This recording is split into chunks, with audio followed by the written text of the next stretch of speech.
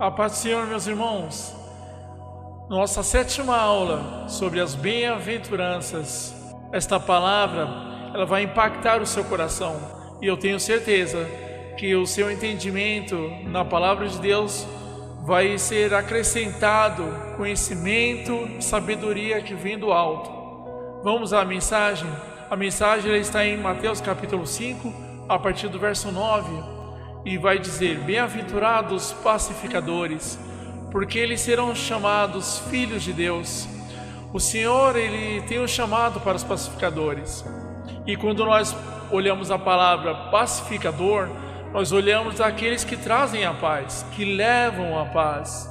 Mas eu quero entrar num contexto deste estudo, num contexto geral que estava acontecendo naquela região, naquele local, naquele tempo em que Jesus está chamando os pacificadores. Quando nós olhamos isto, estamos olhando para o povo de Israel que vive conflitos. Esses conflitos, ele vem do passado, e é de propósito que o Senhor, ele vai anunciar as bem-aventuranças na terra de Zebulon e Naftali, terra dos galileus, terra dos gentios. E esses gentios, eles vão se reunir para ouvir a palavra de Deus. Ali não há somente gentios, há também judeus. Você vê esses dois povos se unindo para ouvir a mensagem de Jesus Cristo. Então é neste contexto que eu quero trazer a palavra dos pacificadores.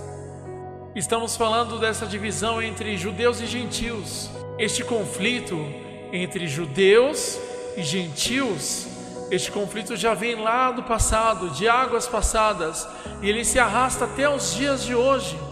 E Jesus, ele vem trazer uma palavra de paz para que esses dois grupos, eles não andem mais divididos.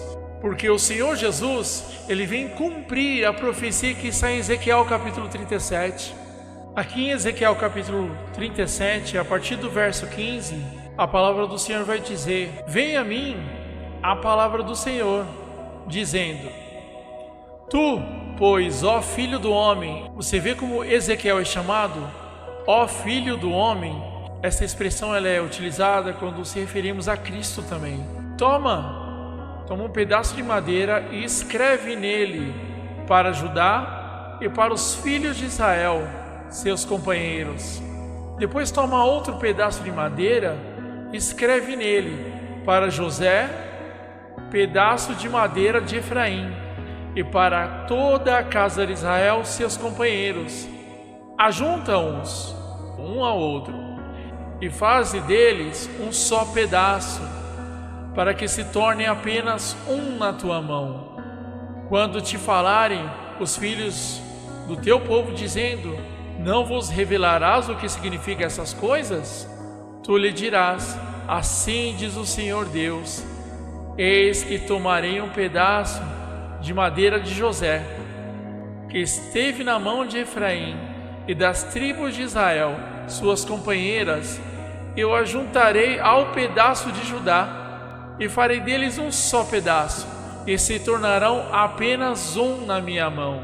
Vocês viram no texto de Ezequiel 37?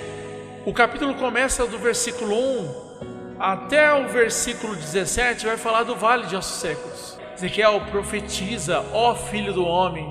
Essa expressão ó filho do homem é dada ao Senhor, mas Ezequiel, ele está sendo usado uma semelhança, uma sombra da verdadeira revelação, que é Cristo. Ele está sendo utilizado no passado para revelar coisas futuras. A profecia é que Cristo pegaria a vara, no caso ali é Ezequiel: tome a vara de Efraim, uma vara, um pedaço de madeira, escreva Efraim. E na outra vara, ele vai escrever Judá. E ele vai unir essas varas. Essa divisão que houve no passado, da casa de Israel, a tribo do norte, e a casa de Judá, a tribo do sul. Mas também representa dois povos que foram divididos. E eu quero te mostrar nos contextos para você compreender. É Cristo que está trazendo essa união. Vamos fazer a leitura de 1 Reis, capítulo 11, versículo 29. Sucedeu neste tempo que, saindo Jeroboão de Jerusalém, o encontrou o profeta Aías, o silonita, no caminho. Esse se tinha vestido com uma capa nova. Vocês estão vendo? Novidade. Está apontando para coisas novas. E estavam sós, os dois no campo. Aías pegou na capa nova que tinha sobre si, rasgou-a em 12 pedaços. 12 pedaços, representando as 12 tribos de Israel. E disse a Jeroboão: toma 10 pedaços, porque assim diz o Senhor Deus de Israel: eis que rasgarei o reino da mão de Salomão, e a ti darei 10 tribos. Olha o que o Senhor está mostrando neste contexto. No tempo de Jeroboão é efraimita. É importante dizer essa palavra efraimita para nós lembrarmos da promessa de Jacó sobre os filhos de José. E neste contexto nós estamos vendo a divisão de Israel. A casa de Israel vai para o norte e a casa de Judá fica ao sul. 2 tribos na casa de Judá, que são Judá e Benjamim, e 10 tribos vão para o norte, debaixo da direção de Jeroboão, o efraimita, representando que a casa de Efraim ela será a cabeça das 10 tribos. Quando vem o tempo do cativeiro, a Síria ela vai tomar essas 10 tribos, o reino do norte. Diferentemente do que aconteceu com a casa de Judá e Benjamim, que eles retornaram a Jerusalém, as 10 tribos do norte elas não vão retornar e elas vão se espalhar entre as nações, apontando que estes povos iriam se espalhar entre os gentios e agora seriam conhecidos como gentios. 1 Reis, capítulo 12, no verso 21 ao 24. Vindo, pois, Roboão a Jerusalém, reuniu toda a casa de Judá e a tribo de Benjamim. Vocês estão vendo? Reuniu toda a casa de Judá. A casa de Judá está sendo entregue a Roboão e a tribo de Benjamim. 180.000 escolhidos, destros para a guerra, para pelejar contra a casa de Israel. A casa de Israel que subiu para o norte, a fim de restituir o reino. Roboão não aceita a divisão do reino. Porém, veio uma palavra de Deus a Semaias, homem de Deus, dizendo: fala a Roboão, filho de Salomão, rei de Judá, e a toda a casa de Judá, e a Benjamim, e ao resto do povo, dizendo: assim diz o Senhor, não subireis, nem pelejareis contra vossos irmãos, os filhos de Israel.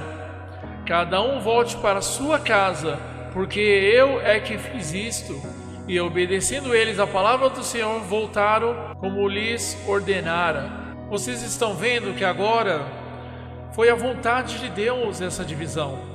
Permitir que Jeroboão fosse com 10 tribos para o norte e Roboão fosse com 2 tribos para o sul. As tribos do norte elas vão se misturar com os gentios, vão adorar falsos deuses, vão cometer idolatria. Judá também comete os mesmos pecados. Mas o que acontece com Judá? De Judá tem que vir um remanescente. E por conta disso Deus vai tolerar o pecado de Judá até a vinda do remanescente, até a vinda de Cristo. Olha o que o profeta Oséias, no capítulo 1, versículo 9, vai dizer sobre a casa de Israel. Disse o Senhor a Oséias: põe-lhe o nome de não meu povo, porque vós não sois meu povo, nem eu serei o vosso Deus. Vocês estão vendo que a profecia de Oséias contra a casa de Israel, que agora Israel está sendo, a casa de Israel, a tribo do norte, está sendo chamado de não povo meu. Quando nós lemos as cartas de Paulo, declarando que nós, gentios, estávamos longe das promessas, longe da herança, mas nós fomos restituídos através de Jesus Cristo. Nós fomos enxertados em quem? Em Israel? Não, enxertados na oliveira verdadeira, que é Cristo, porque Ele é a oliveira verdadeira. E nós fomos feitos novamente povo de Deus. A igreja é conhecida também como povo de Deus, porque ela foi enxertada na mesma oliveira em que os galhos foram cortados, que fala do povo judeu que foi cortado, nem todos foram cortados, porque os discípulos eram judeus. Quantos judeus creram na mensagem de Jesus Cristo? Quantos judeus, através da igreja primitiva, morreram e sacrificaram suas vidas, fundaram as primeiras igrejas e passaram por tantas coisas? Esses judeus também eram cristãos, se tornaram cristãos pela mensagem do Evangelho. Mas há uma divisão que era cometida no passado através dos gentios e judeus, que hoje é cometido através da igreja, que são gentios e judeus. Vamos continuar lendo em Oséias capítulo 2, no versículo 23. Semearei Israel para mim na terra, e compadecer-me-ei da desfavorecida. Quem é a desfavorecida? E a não povo meu. Direi, tu és o meu povo. Ele dirá, tu és o meu Deus. Esta é a casa de Israel, que foi desprezada, que se espalhou entre as nações, que começou a ser chamada de povo de gentil, de povo desprezado. Agora nós vamos ver no texto de Oséias, capítulo 1, verso 10, o contexto da casa de Judá. Todavia, o número dos filhos de Israel será como a areia do mar, que não se pode medir nem contar. E acontecerá que no lugar onde se lhes dizia, vós não sois meu povo, se lhes dirá, vós sois filhos do Deus vivo. Vocês viram no texto que fala dos filhos de Judá e dos filhos de Israel. Se congregarão, estarão juntos, unidos. Mas quem traz essa união? Essa união quem traz é Cristo. Lembra do profeta Ezequiel capítulo 37, que nós lemos que ele une as duas varas. Uma das varas está escrito casa de Israel e a outra vara está escrito casa de Judá, ou na linguagem profética, Efraim e Judá. Então ele une essas duas varas para que eles constituam um só povo. E ela constituirão sobre si uma só cabeça. Quem é a cabeça da igreja? Cristo é o cabeça da igreja. Essa cabeça está falando da liderança que está sobre a verdadeira igreja. A verdadeira igreja, ela é constituída de judeus e de gentios, unidos na mesma fé. Essa é a noiva de Cristo. A noiva de Cristo não é só constituída de gentios, como alguns gostam de ensinar e ensinam hoje, e judeus são um povo separado. Eles continuam vivendo o judaísmo, a prática da lei, mas a palavra do Senhor nos mostra, Paulo ensina isso nas suas cartas.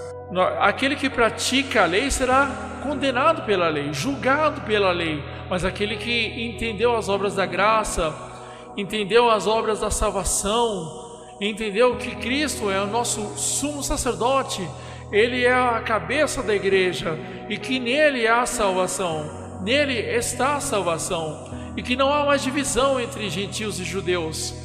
Há uma só casa, um só evangelho da paz a ser pregado. Não é o evangelho da divisão, em que um povo deve sofrer por conta do pecado que eles cometeram e outro povo deve ser beneficiado porque eles creram. Não, há uma só casa, há uma só noiva. O retorno de Jesus é um só casamento, não dois casamentos, um casamento antes e um casamento depois. Um só casamento, um só retorno, um só juízo. Primeiro o juízo do Cordeiro e depois de 1000 anos o juízo do trono branco. Mas essas casas, elas têm que estar unidas no mesmo propósito, na mesma visão.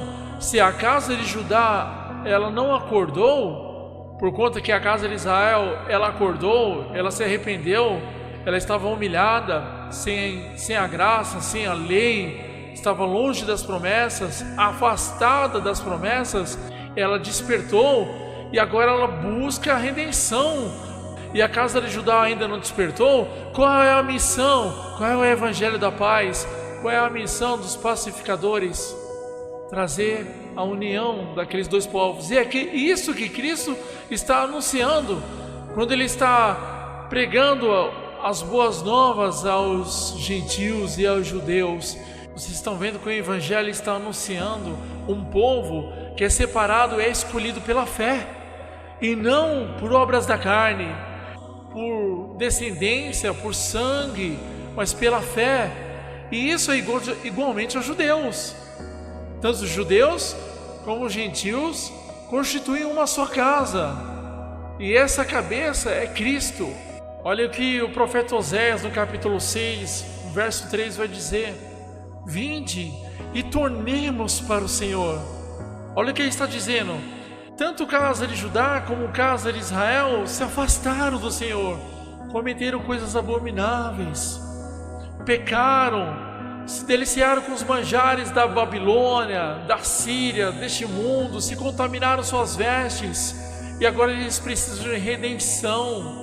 E a palavra do Senhor vai dizer àqueles que precisam de redenção: vinde e tornemos para o Senhor, porque Ele nos despedaçou, nos dividiu e nos sarará. Fez a ferida e ligará. Foi Ele que dividiu, foi Ele que separou 10 tribos para o norte, para serem espalhadas entre as nações, e 2 tribos no sul, para até que viesse o remanescente. Foi a vontade de Deus realizar essas obras.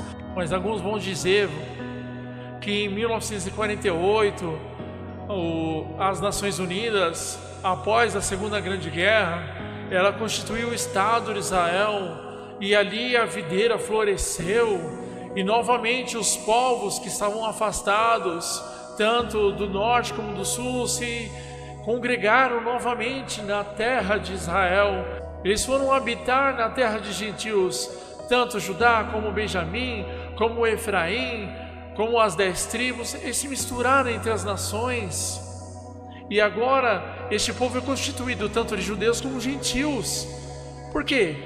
Deus está apontando que o verdadeiro Israel de Deus, ela é constituída de 2 povos. E a igreja, ela precisa acordar para essa mensagem. E essa mensagem que está oculta aos ouvidos da igreja, nos dias de hoje, a igreja, ela constitui um só corpo, e os judeus, ele constitui outro corpo. Essa mensagem, ela está errada. A igreja, ela deveria ser levantada, ela deveria batalhar para que o evangelho se chegasse aos nossos irmãos judeus, para que eles também despertassem nessa profecia, para que eles entendessem que o povo, que o evangelho, ele não veio separar, ele não veio trazer guerra, mas ele veio trazer paz. Ele veio trazer essa paz entre gentios e judeus.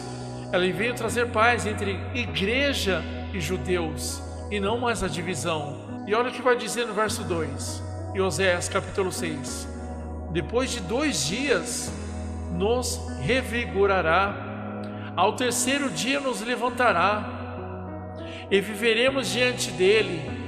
Depois de 2 dias, está se referindo das festas de Israel. Quantas vezes Deus pede para que o povo de Israel se apresente diante dele? 3 vezes ao ano. Esses 2 períodos de festas representam 2 encontros, 2 dias. E em 2 dias nos revigorará. O que acontece nesses 2 dias? Páscoa, pães asmos, primícias e Pentecostes. Esses 2 dias se cumpriram. Assim como as festas de Israel, elas anunciam uma nova vida, elas também anunciam a volta do Senhor. E olha o que vai dizer: e ao 3º dia nos levantará. Está falando do arrebatamento. E ao 3º dia está falando das 3 últimas festas. Não são 7 festas? 4 não se cumpriram, sobraram 3. E essas 3 é toque de trombetas, expiação de pecados e tabernáculos. E ao 3º dia, e ao 3º encontro, nos levantará. Após o que? Trombetas, expiação de pecados e tabernáculos. Está falando do arrebatamento. Ele nos levantará e viveremos diante dele. O Senhor Jesus está voltando. Essa é a profecia de Oséias capítulo 6, verso 2. E olha o verso 3: conheçamos e prossigamos em conhecer ao Senhor. Como a alva, a sua vinda é certa, e Ele descerá sobre nós como a chuva serôdia, que rega a terra. O que é a chuva serôdia? Havia duas chuvas, a temporã e a serôdia.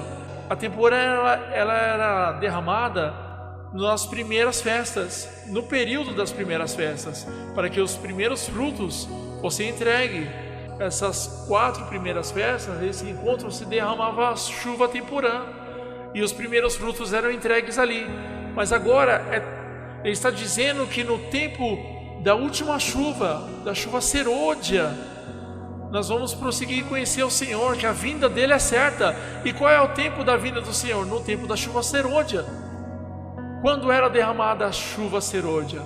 Nas últimas festas, trombetas, da expiação de pecados e tabernáculos, onde o povo de Israel apresentava os seus últimos frutos. A chuva serôdia era para que os últimos frutos, os frutos que permanecem para sempre, vão ser entregues ao Senhor. É por isso que a fé, ela depende de obras, assim como as obras dependem da fé. Nós temos obras a apresentar ao Senhor, e quando chegar o tempo da chuva serôdia, que Deus vai derramar a sua chuva, o seu avivamento sobre o seu povo. Quem é este povo? Casa de Israel e casa de Judá receberão um avivamento do Senhor, para que possam apresentar diante de Jesus os seus verdadeiros frutos. Não há divisão. Quem prega a divisão não prega a paz, não é pacificador. Pelo contrário, traz a guerra, traz a divisão. Mas aqueles que pregam a união do corpo de Cristo, aqueles que anunciam a noiva de Cristo como uma só noiva, o encontro de Jesus como um só casamento, que Ele é o caminho, Ele é a verdade, Ele é a vida, há uma só porta, uma só salvação, tanto para o gentio como para o judeu. O judeu ele precisa reconhecer que Cristo é o Senhor, assim como o gentio ele precisa reconhecer que ele era pecador, estava afastado das promessas e foi enxertado na oliveira, e que ele é Israel de Deus, e que agora, como Israel de Deus, ele espera as últimas chuvas para manifestar a presença de Deus. Você que era a oliveira brava é enxertado na oliveira verdadeira pela fé em Cristo. Quando você crê em Cristo, que era um judeu, olha isso, igreja, Cristo era um judeu, você crê nele como seu único Senhor e Salvador, você é enxertado nele, e a seiva que está nele começa a te alimentar para que você dê frutos. Você agora se torna Israel de Deus, participante das mesmas promessas, herdeiro de Deus, cordeiro com Cristo. Os judeus, quando ouviam Jesus falando das bem-aventuranças, se escandalizavam, porque eles odiavam os gentios. Mas Jesus ele trouxe este evangelho para que os seus apóstolos e todos os judeus que se convertessem pudessem compreender que os gentios eles foram também chamados para se religar novamente às promessas, que eles também são tribo debaixo da promessa de Efraim. Ele tirou o muro que dividia gentios e judeus, judeu e igreja. Ele veio trazer união. E essa união ela só é feita através da pregação do Evangelho, do verdadeiro Evangelho. O falso Evangelho vai trazer divisão. Ele vem trazer a paz nesses dois povos que estavam divididos. A vara de Efraim e a vara de Judá constituirão sobre si uma só cabeça, Cristo, o nosso Senhor. A igreja primitiva era constituída de gentios e judeus. A verdadeira igreja é constituída deste povo unido e não separado. Compreendo essas verdades. Você é um pacificador, você será chamado filho de Deus. O evangelho que traz a paz. Você que ouviu essa palavra, preencha seu coração com a verdade. Aos longos dos vídeos você vai ver que o Espírito Santo ele vai te dando sabedoria, ele vai te dando entendimento. E eu quero ser um canal de bênção para a sua vida, continuar sendo um canal de bênção para que você compreenda as Escrituras. Leia os textos, mas futuramente procure na palavra de Deus a verdade. Ignore comentaristas bíblicos que estão debaixo de ismos, que estão debaixo de doutrinas de homens, eles precisam ensinar porque eles vendem a palavra de Deus. E por venderem a palavra de Deus, eles não podem voltar atrás. Mas eu quero te dizer, eu não vendo a palavra de Deus. Aquilo que eu ensino hoje, se eu estiver errado, com toda certeza, eu vou lá, através de um vídeo, através de uma pregação no ministério, eu vou corrigir aquilo que está errado. Eu vou corrigir aquilo que eu errei, eu falei de errado, porque eu não vendi a palavra de Deus. E por não fazer comércio com a palavra, eu não vou ter nenhum... Se eu errar em algo, simplesmente eu vou chegar e vou... errei nessa revelação, errei neste ponto, vamos retornar para trás, vamos voltar para trás, vamos nos arrepender. Por quê? Não vou ter nenhum prejuízo. Eu não vendi a palavra de Deus, eu não comercializei a palavra de Deus. Mas aqueles que fazem isso, eles têm o seu coração duro. Por mais que eles recebam a verdade e a revelação, por venderem a palavra de Deus, eles não querem ter prejuízo dos livros que eles escreveram, de tudo aquilo que eles venderam. Aí eles não querem voltar para trás, eles não querem se arrepender, eles não querem mostrar a verdade, insistindo em revelações que é frutos do coração do homem, que não é fruto do coração de Deus. Medite sempre na palavra, pregue a palavra com a palavra e não por interpretação de homens. Que o Espírito Santo de Deus te abençoe. Futuramente vamos falar dessas coisas mais profundas, mas você é um bem-aventurado, um pacificador que revela a verdade de Deus, então você será chamado filho de Deus, porque você traz a união de povos que estavam separados e que constituirão uma só cabeça, que é Cristo. Deus te abençoe.